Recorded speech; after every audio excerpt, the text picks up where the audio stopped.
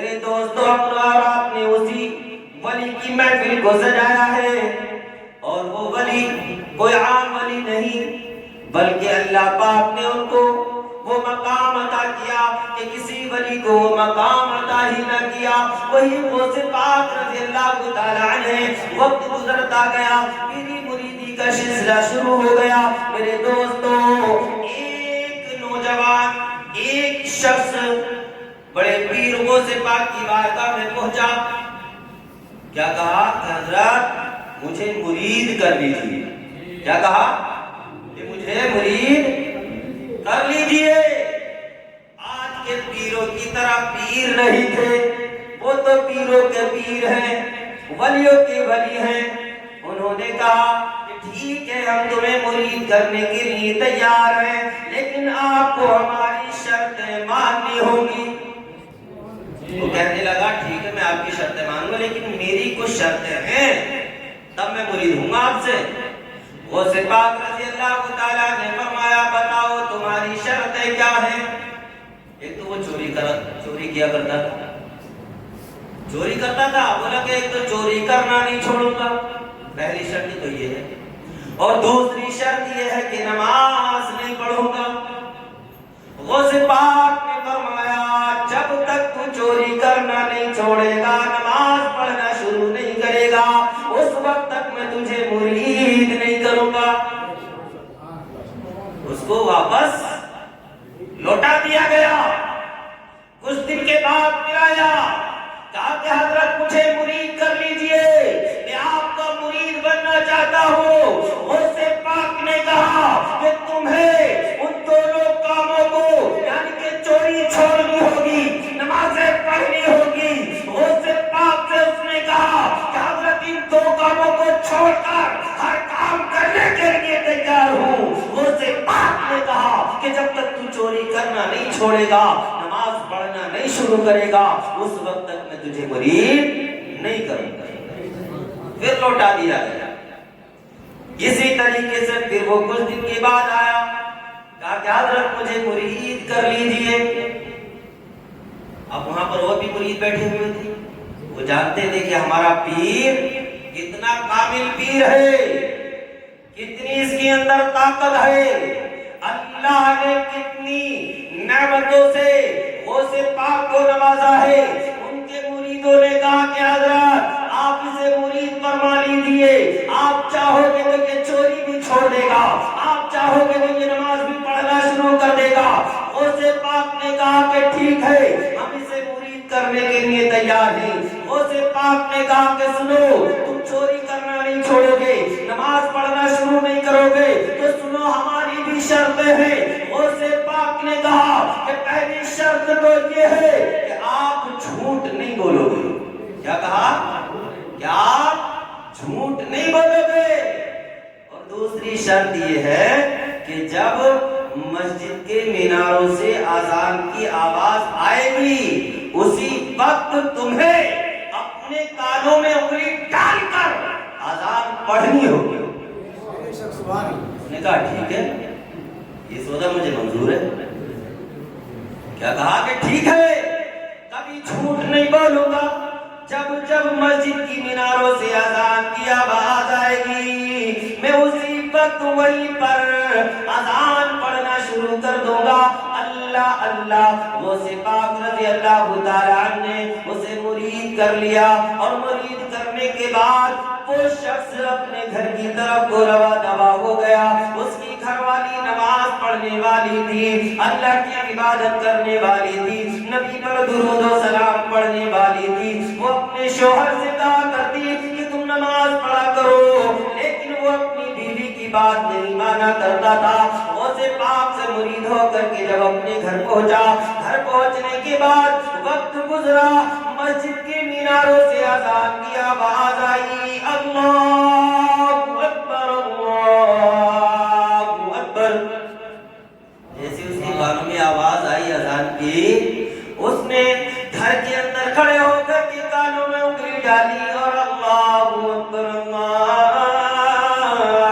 اکبر صدائے بلند کرنا شروع کر دی۔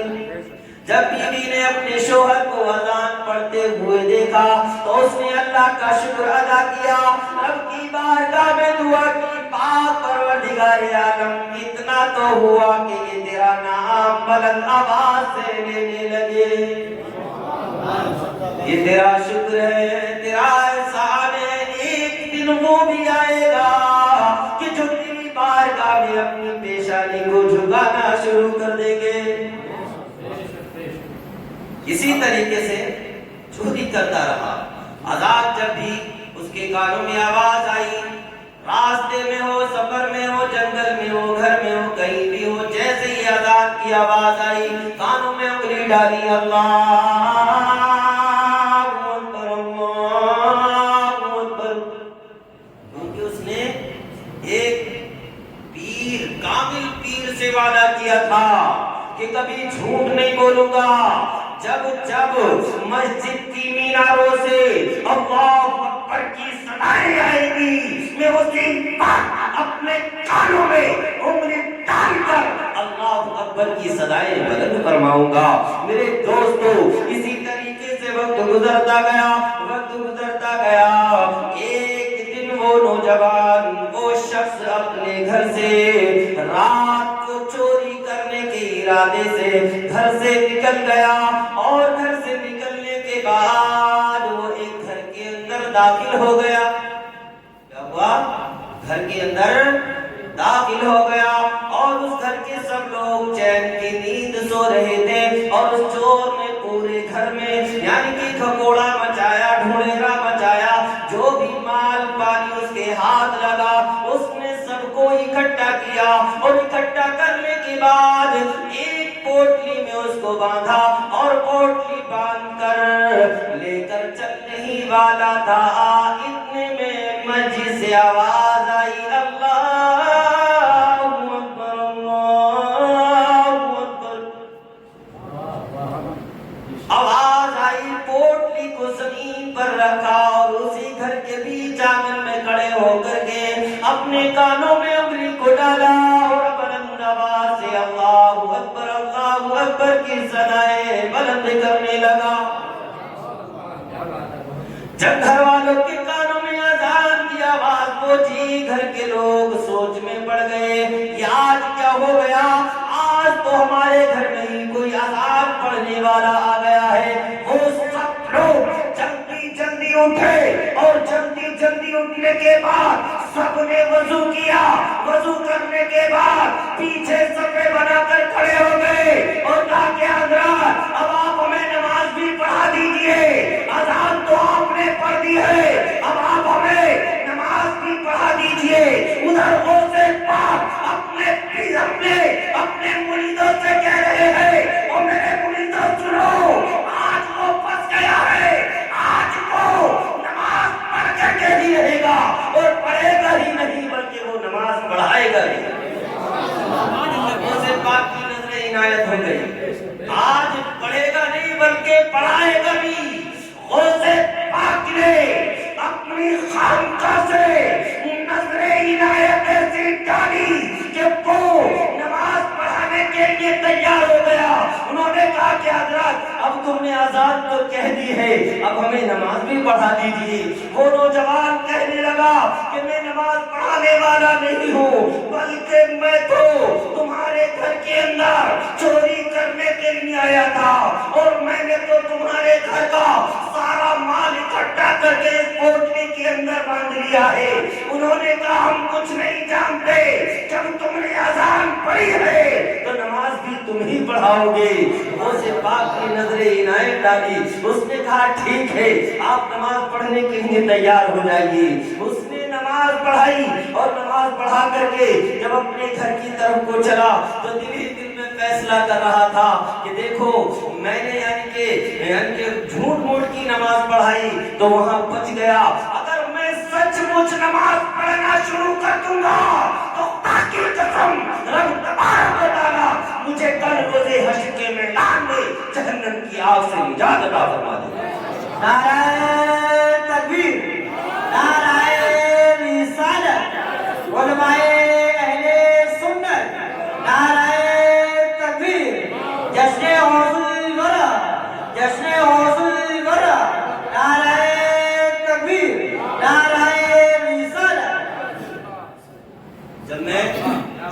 کچھ نماز پڑھنا شروع کر دوں گا تو اللہ رب العزت مجھے جہنم کی آگ سے نجات عطا فرما دے گا۔ لیکن آج کل کے پیر کیسے پھر رہے ہیں کہ خود تو پڑھتے ہی نہ، دوسروں کو بھی پڑھنے کی ہدایت نہیں دیتے، بس انہیں تو نذرانے دیتے رہو، کچھ بھی کرتے رہو، ایسے ہی نا بات، نذرانے دیتے رہو اور روٹی مرغی سے اور انڈوں سے کھلاتے رہو، تم ایک ٹائم کی نماز میں پڑھی۔ جو اللہ والے ہوتے ہیں، جن کے دل میں اللہ کا ڈر اور خوف ہوتا ہے، وہ سب سے پہلے اپنے مرید کے لیے نماز کی ہی ہدایت دیا کرے۔ بغیر نماز کے کوئی بھی ولی نہیں بن سکتا۔ عبادتوں میں سب سے افضل عبادت نماز ہے کہ نہیں؟ لیکن آج تو پیر بھی ایسے اور مرید بھی ایسے ہیں کہ تم نہ پڑھے تو ہم بھی نہ پڑھے، اور ہم نہ پڑھے تو تم بھی مت پڑھو۔ نماز مومن کے لیے معراج ہے۔ نماز پڑھنے سے رب تبارک و تعالیٰ چہروں پر نور فرما دیتا ہے۔ نماز پڑھنے سے رب تبارک و تعالیٰ تمام بری باتوں سے، تمام بےحائیوں سے روک دیا کرتا ہے۔ نماز جب ہم پڑھیں گے تو رب تبارک و تعالیٰ ہمیں تمام تر بیماریوں سے شفا عطا فرما دیا کرتا ہے۔ لیکن آج ہم نماز پڑھنے کے لیے تیار ہیں۔ آج بس اتنا ہو چکا ہے کہ ہم اللہ کی بارگاہ میں چند منٹوں کے لیے اپنا وقت دینے کے لیے تیار نہیں ہیں۔ اس کے لیے جو ہمیں کھانے کے لیے بھی دیتا ہے، پینے کے لیے بھی دیتا ہے اور ہمیں ہر طرح سے خوش رکھتا ہے، لیکن ہم اس کو خوش کرنے کے لیے اپنا چند لمحے رب کو دینے کے لیے تیار نہیں ہے۔ میرے دوستو، ہمیں اگر اپنے آپ کو کامیاب کرنا ہے، اپنی زندگی کو کامیاب کرنا ہے، تو ہمیں رب کی بارگاہ میں اپنی پیشانیوں کو جھکانا ہوگا۔ میرے دوستو، میں آپ کو بتانا چاہتا ہوں، جب کوئی مومن بندہ اپنی پیشانی کو رب کی بارگاہ میں رکھ دیا کرتا ہے تو رب تبارک و تعالیٰ ہمارے بہت ہی قریب ہوا کرتا ہے۔ رب کے ہم بہت ہی قریب ہوا کرتے ہیں۔ کوئی لمحہ، کوئی وقت ایسا نہیں جتنا کہ یعنی کہ سجدے کی حالت میں ہم رب کے قریب ہوا کرتے ہیں، اس سے زیادہ قریب کسی وقت نہیں رہتے، بلکہ جب ہم اور آپ اپنی پیشانی کو سجدے میں رکھ کر کے اپنی زبان سے رب کی حمد و ثنا بیان کرتے ہیں، سبحان ربی الاعلیٰ، سبحان ربی الاعلیٰ، اے پاک پروردگار عالم تیری ذات اعلیٰ ہے، اے پاک پروردگار عالم تیری ذات پاک ہے۔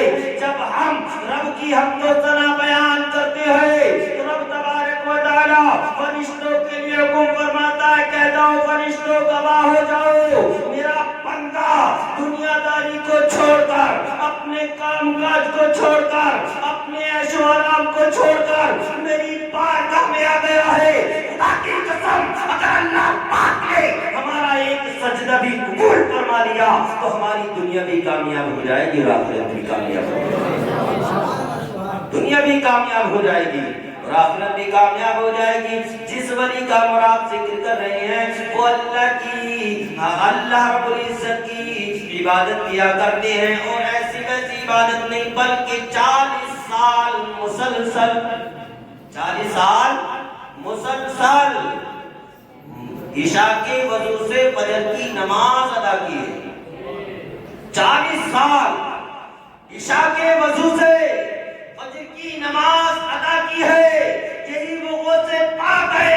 40 سال مسلسل عشاء کی نماز کے لیے وضو کیا کرتے اور فجر کی نماز اسی وضو سے پڑھ دیا کرتے۔